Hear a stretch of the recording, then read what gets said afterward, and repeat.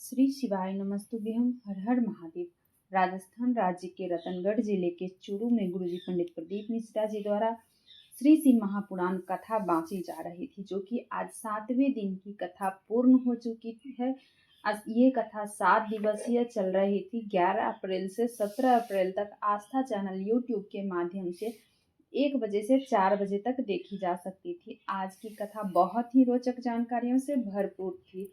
आज की कथा में गुरुजी 4 बिल्कुल नए उपाय की जानकारियां दी हैं। सभी की जानकारियां आपको इसी छोटी सी वीडियो के माध्यम से हम आसान भाषा में समझाने की कोशिश करेंगे। अगर घर में बार बार घटना हो रही है, एक्सीडेंट हो रहा है, या कभी कोई डेट कर गया फिर कोई डेट कर गया, बार बार एक्सीडेंट हो रहा है, कोई बार बार घटना हो रहा है, तो उसके लिए गुरुजी विशेष उपाय बताए हैं। अगर आपके शरीर में चर्म रोग है तो उसके लिए भी गुरुजी उपाय बताए हैं। और मटके के पानी का भी उपाय गुरुजी बताए हैं। डबल मटका, मटके के ऊपर मटका वाला उपाय गुरुजी बताए हैं, जो कि सभी उपायों की जानकारी आपको इसी छोटी सी वीडियो के माध्यम से प्राप्त होने वाली है। अगर किन्हीं कारणवश आज की कथा आप लोग नहीं सुन पाए हैं तो पूरी कथा का रस तत्व आपको इस छोटी सी वीडियो के माध्यम से प्राप्त होने वाली है। आज 7वें दिन की कथा पूर्ण हो चुकी है। अगली कथा जो आपको होगी 21 अप्रैल से 27 अप्रैल तक बिहार सिंहेश्वर स्थान में होगी। आज की कथा समाप्त हो चुकी है। इसके बाद गुरुजी बोले हैं कि देवघर जो बाबा बैद्यनाथ धाम है वहां जाएंगे, वहां से सीधे बिहार जाएंगे। बिहार में सिंहेश्वर स्थान में 21 अप्रैल से 27 अप्रैल तक कथा चलने वाली है, 2 बजे से 4 बजे तक, जो कि आप आस्था चैनल यूट्यूब के माध्यम से देख सकते हैं। आज कथा शुरू होते ही गुरुजी बोले हैं, जब देवता और असुर मंथन कर रहे थे तो सबसे पहले गौ माता का प्रकट्य हुआ था, क्योंकि पूरी पृथ्वी का भार गौ माता पर है। नंदा, सुभद्रा, सुरभि, सुशीला, गौदली 5 गौ माता का प्रागट्य हुआ था मंथन के समय। बढ़ते हैं आज की कथा की दूसरी जानकारी की ओर। गुरुजी बोले, ज्ञानी को समझाना आसान है, अज्ञानी को समझाना आसान है। अज्ञान है पर अभिमानी को समझाना आसान नहीं है, बहुत कठिन है। बढ़ते हैं आज की कथा की तीसरी जानकारी की ओर। गुरुजी पंडित प्रदीप मिश्रा जी बोले, आप कहीं जाते हो तो वो आपके घर के बहुत सारा धन दौलत रखा रहता है। आपके घर में जाने के बाद आप दरवाजे पर 60 रुपए का ताला लगा के जाते हो।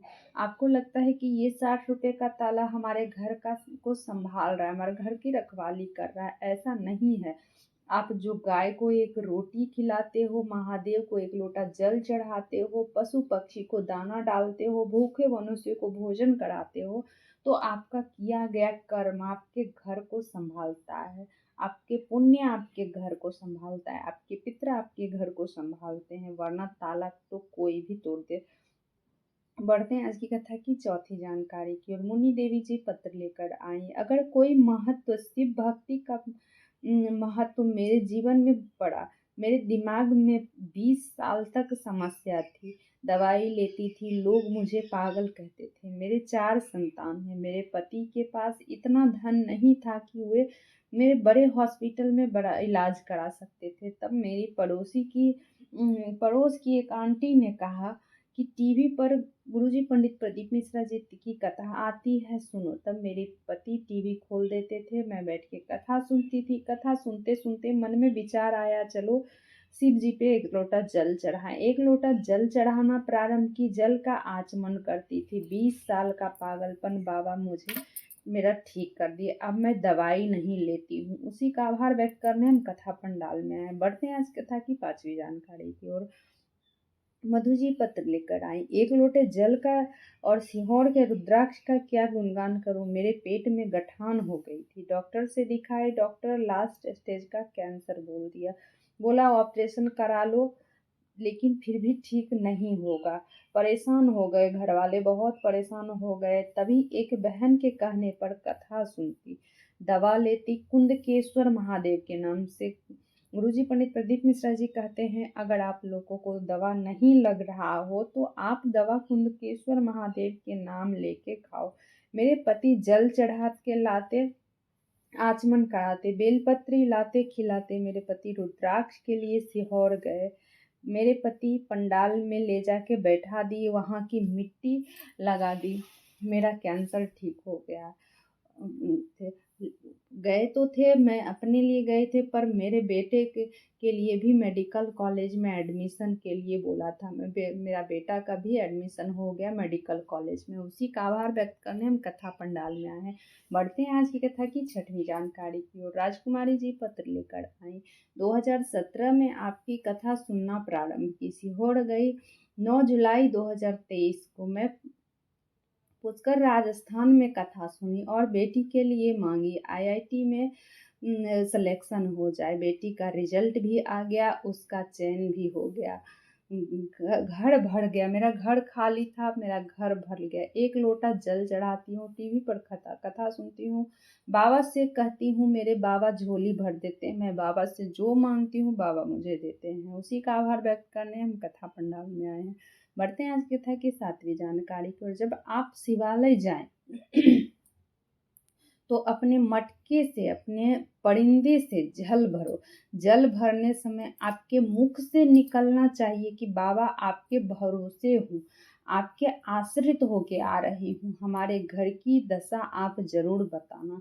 पहले के लोग वही रखी बाल्टी में, शिवालय में जो रखी बाल्टी में पानी रहती थी, वही बाल्टी का पानी शिव जी पे चढ़ा देते थे। वही लोटा रहता था, वही बाल्टी वही लोटा चढ़ा देते थे। तो महादेव आपकी घर की दशा कैसे बता पाते? जब आप अपने घर से जल लेके जाते हो तो आपके घर की दशा जरूर महादेव बताते हैं। बढ़ते हैं आज की कथा की 8वीं जानकारी की ओर।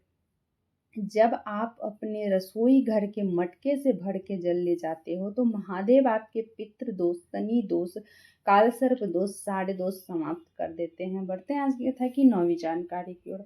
आप जब शिव मंदिर जाओ तो विश्वास के साथ मेरा कार्य महादेव स्वयं पूरा करेंगे, ऐसा बोल करके जाओ। बढ़ते हैं आज की कथा की 10वीं जानकारी की ओर। अगर आपके घर में बार बार घटना हो रही है तो एक चला गया फिर दूसरा चला गया तो घर पे तो आपको क्या करना है? घड़े पे घड़ा। ध्यान से इस उपाय को सुनिएगा, समझिएगा। एक घड़े के ऊपर दूसरा घड़ा, मतलब घड़े के ऊपर घड़ा रख कर घृणेश्वर महादेव का नाम लेके पूरे घर में घूम जाएं। फिर शिवालय जाकर पहले घड़ा का जल चढ़ाएं, फिर दूसरे घड़ा का जल चढ़ाएं। आपके घर में घटना नहीं होगी। अगर ऐसा नहीं कर पाए तो प्रदोष के दिन, सोमवार की अष्टमी के दिन आप घृणेश्वर महादेव के नाम से जल जरूर चढ़ाएं, तो आपके घर में जो घटना हो रही है वो नहीं होगी। बढ़ते हैं आज की कथा की 11वीं जानकारी की ओर। कृष्णा जी पत्र लेकर आए। गुरु जी, पशुपति व्रत का क्या वर्णन करूं? सालों हो गए थे, किराए के मकान में रहती थी, बहुत कष्ट में जीवन चल रही थी। तब मेरी दीदी ने आपकी कथा के बारे में बताई। कथा सुनती पशुपति व्रत की कांवड़ यात्रा में पति पत्नी शामिल हो गए। बाबा से विनय किए, बाबा मेरा मकान भी नहीं है, स्थिति ठीक नहीं चल रही है। वहां से आए 6 महीने भी नहीं हुए कि बाबा ने मेरे खुद के मकान में बिठा दिया। उसी का आभार व्यक्त करने हम कथा पंडाल में आए हैं। बढ़ते हैं आज की कथा की 12वीं जानकारी की। राजकुमारी सोनी जी पत्र लेकर आए। 2017 से आपकी कथा सुन रही हूँ। गुरुदेव 5 वर्ष के शादी के हो गए थे, संतान का सुख नहीं था।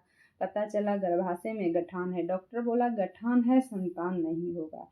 मेरी मासी ने कही आपकी कथा के बारे में। मैं कथा सुनती, झाड़ू पोछा करती, मंदिर में जल चढ़ाती, बाबा पे बजल चढ़ाते चढ़ाते मेरी गठान गला दिए बाबा। बाबा ने मुझे पुत्र भी दे दिए हैं। उसी का आभार व्यक्त करने हम कथा पंडाल में आए हैं।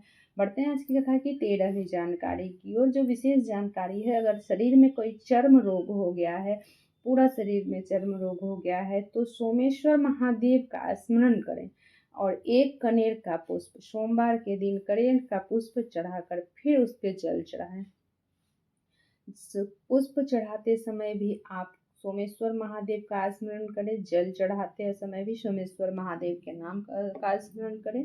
पहले कनेर का पुष्प चढ़ाएं, फिर सोमेश्वर महादेव के नाम से जल चढ़ाएं। अब फिर वो जो जल चढ़ाएं आप, जो जल थोड़ा सा जल झेल लें और आपके शरीर में जहाँ जहाँ जिस जिस जगह पर चर्म रोग है या कोई भी रोग है, चर्म से जुड़ी हुई कोई भी रोग है, तो उस जगह पर आप वो जो जल झेले हैं वो झेला हुआ जल अपने शरीर पर लगा लें तो चर्म रोग जल्दी ही समाप्त हो जाएगा। श्री शिवाय नमस्तुभ्यम। हर हर महादेव। दोस्तों हमारे चैनल पर नए हो तो सब्सक्राइब कर लो, बेल बटन प्रेस करना ना भूलना ताकि मेरे ऐसे वीडियो की नोटिफिकेशन सबसे पहले आप तक पहुंच सके। अगर मेरे फेसबुक के माध्यम से आप मेरा वीडियो देख रहे हैं तो फॉलो करना ना भूलें। श्री शिवाय नमस्तुभ्यम। हर हर महादेव। कमेंट, अगर वीडियो से जुड़ी हुई कोई भी जानकारी आपको चाहिए कमेंट बॉक्स के जरिए पूछ सकते हैं। हर हर